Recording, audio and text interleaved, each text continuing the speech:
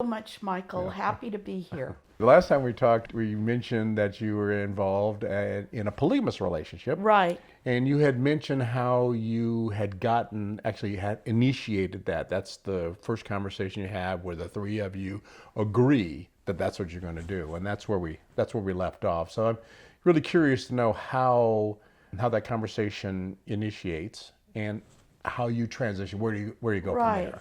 So, Well, I have two husbands, right. which makes it polygamous. I'm Mm-hmm. lawfully married to one, and to the other one, I just had a couple of ceremonies in Las Vegas.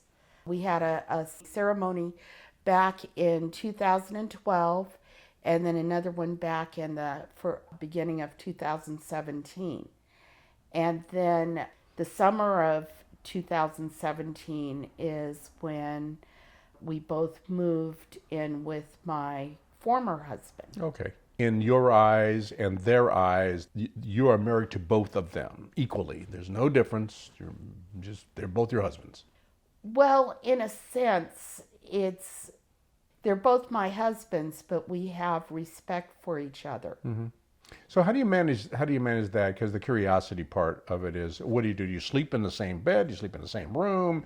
Do you alternate Monday, Wednesday, Friday, or how do you manage that physically? Well, I was originally married to my former husband, and we never got a divorce. Mm-hmm. So basically, that's who I sleep with Mm-hmm. at night. And then my newest husband, I'm with him. I don't sleep with him. Mm-hmm. And he's fine with that. Mm-hmm. So what is the relationship then with, I'm not trying to pry into what your relationship is. I'm just trying to give information for people who are thinking about or wondering about a polygamous relationship. Right. What kind of a relationship could you have? So you spend the nights with your husband, your original husband, Yeah, my original and the husband. days with your new husband, or you work together and you travel Well, together. I see the both of them every day. Mm-hmm. We're all three together. We all watch television together, Mm-hmm.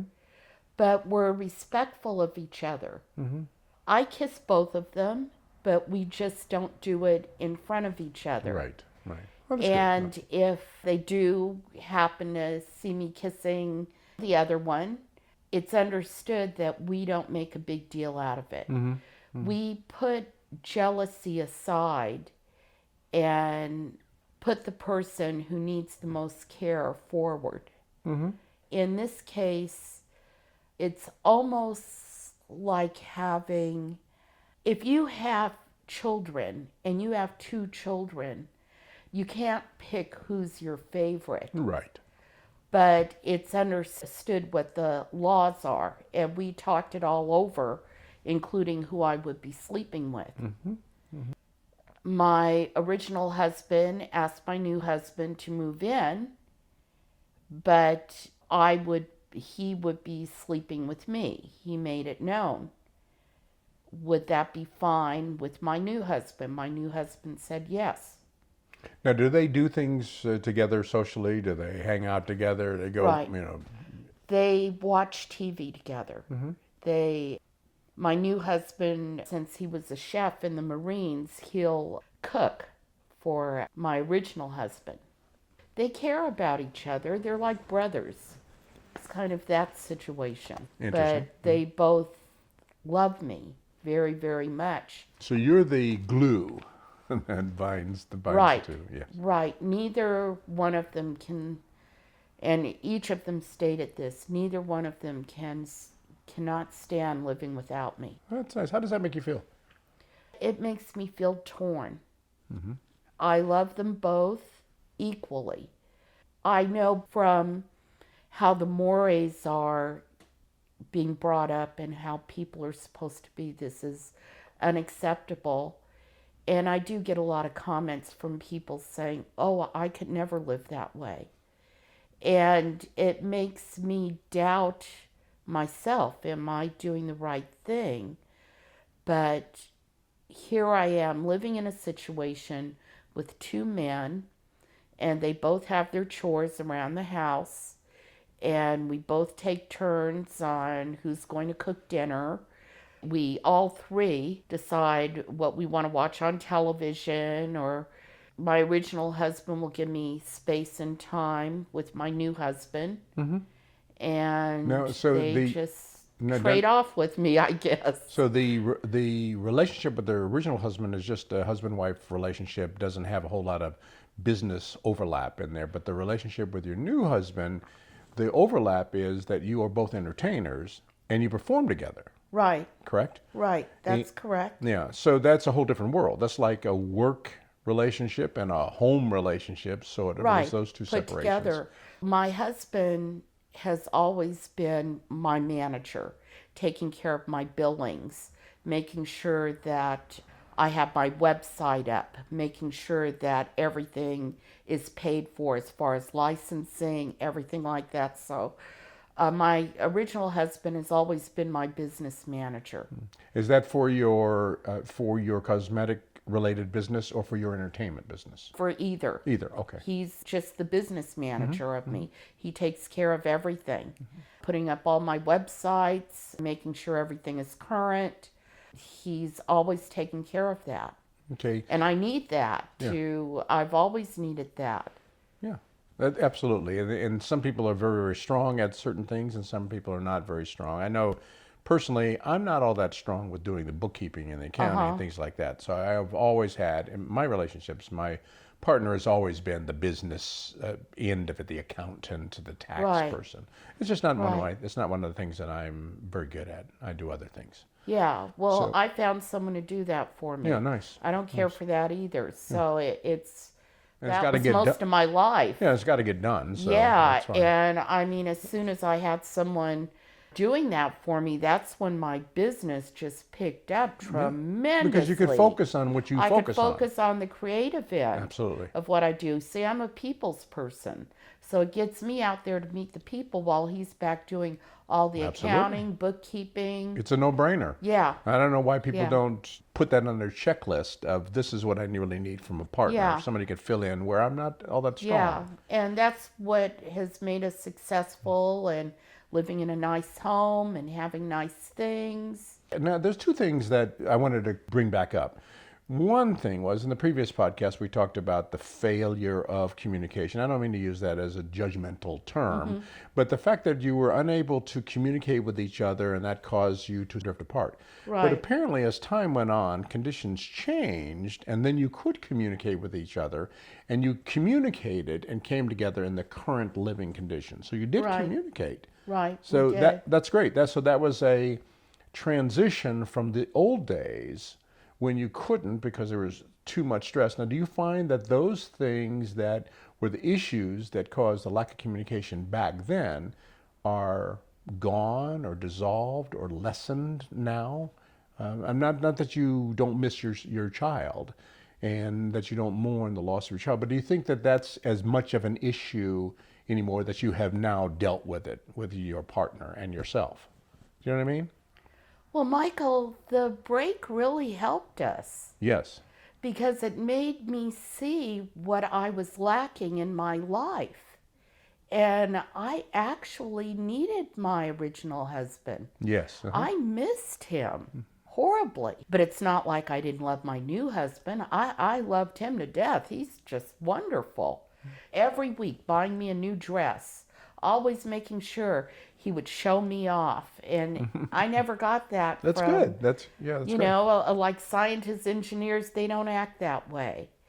But yeah, my new husband is, if they were both mixed together, that they'd be the perfect one man. Right, exactly. And that's not likely. That just doesn't happen. More likely you have people with a collection of traits and another person with a collection of different traits, because that's what Right. goes with them. Yeah. And they're never the twain shall meet. They're just two different people.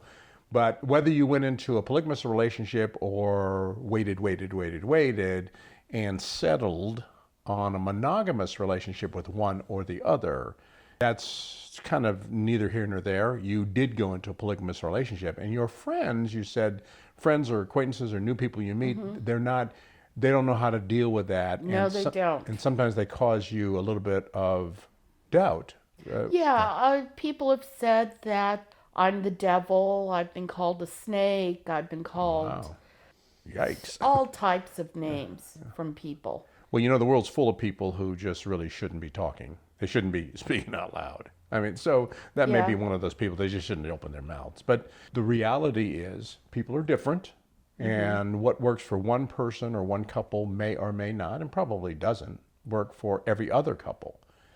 But it's none of anybody's business to impose what works for me or for them on what works for you or for your partners. It's just none of their business. So hopefully what you'll leave with this little discussion, it's really none of their business. So as you should have no doubt, it's unfortunate that people can't be open-minded and say, hey, it worked for you. I see how you got there, and I see where you are now. Kudos. It's shocking to a lot of people. And I have to have empathy for those people because they are shocked. They can't, because they've never been in a polygamous relationship, they can't envision it. They can't think, but the only way I can describe it is a mother having more than one child. Exactly, as you said. You love each child. And yes, it's become a little bit of that situation where I'm both these men's mother. They ask me permission for things. What do I think about things? And I, in turn, my attitude is better. Nice. I even thought I was a bitch, but now with the two men around, I can't be that way. I can't start yelling at one and expecting one to side with me. You don't do that. So both of them have the respect of treating each other nicely.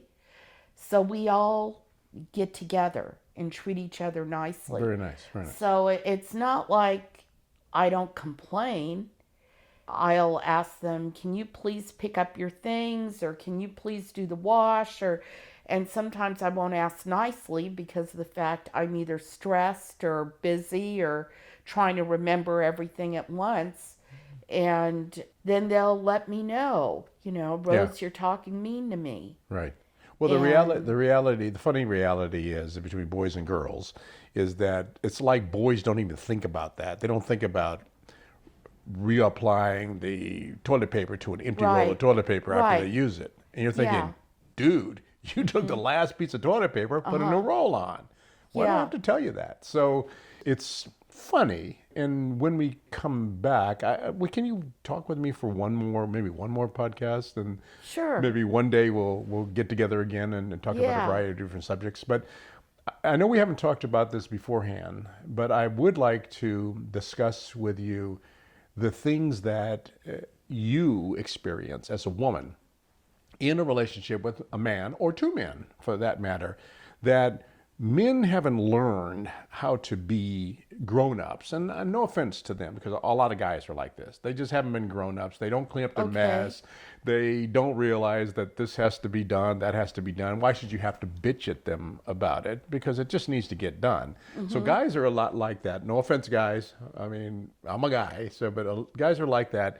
And they need to kind of grow out of the whole needing to be mothered and needing to be told how to do things, what to do. They just need to snap out and step forward. Michael, I like being mama. That's okay. And then we'll talk being about mama. We'll talk about that because that's important. Yeah, that's what I love. And they love the attention of mama. All right. So when we come back, that's a very important issue because that's an issue that affects a lot of relationships. Women are mothering, guys are daddying. And so we'll just talk about this a little bit, and then I'll let you go because your brain is just dried out with all this concentrating on issues. So let's talk again on another episode of He Said, She Said. All right, again, I'm Michael. And I'm Rose. Rose, thank you again for being with me. Thanks, Michael.